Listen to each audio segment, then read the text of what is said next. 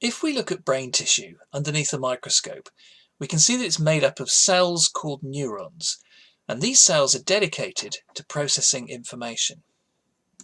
We have about 86 billion of these neurons in our brain, and each neuron communicates with those around it by firing electrical signals.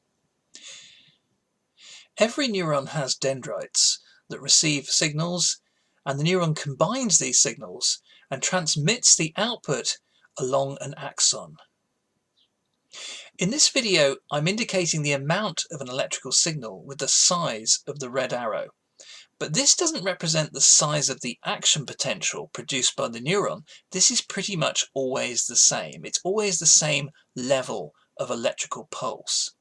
It's actually the rate of these electrical pulses, the rate at which they're produced, so that a bigger signal indicated by a bigger red arrow actually means there's a lot of firings per second of the neuron, a higher frequency of firings, a higher frequency of action potentials traveling down the axon.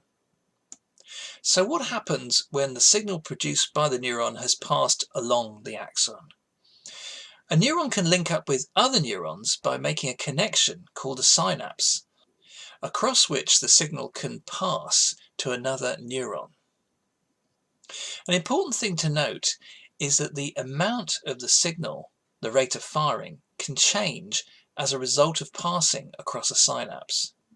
Some synapses are more efficient than others. They have a stronger connection, and that means that they pass on more of the signal that reaches them, or they can pass on less. In other words, the size of the signal changes according to the efficiency of the synapse across which it passes. Now, each neuron has several thousand connections with other neurons, and that means we end up with massive complex networks that can store and process information.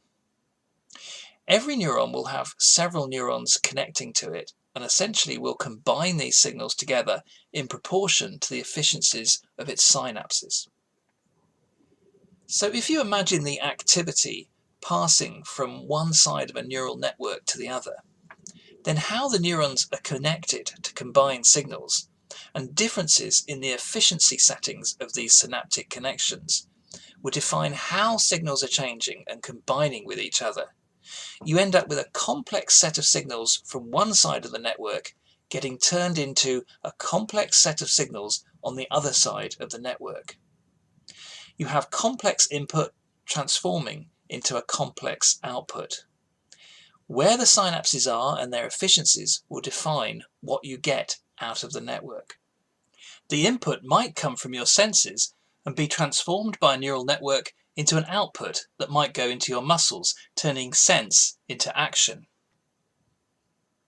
If you have the synapses in the right places and their efficiencies are optimally set, then you can produce the best possible action response for the particular sensory information that's arriving. And actually, this sense into action approach is a central organizing principle of the nervous system, even in the simplest of animals.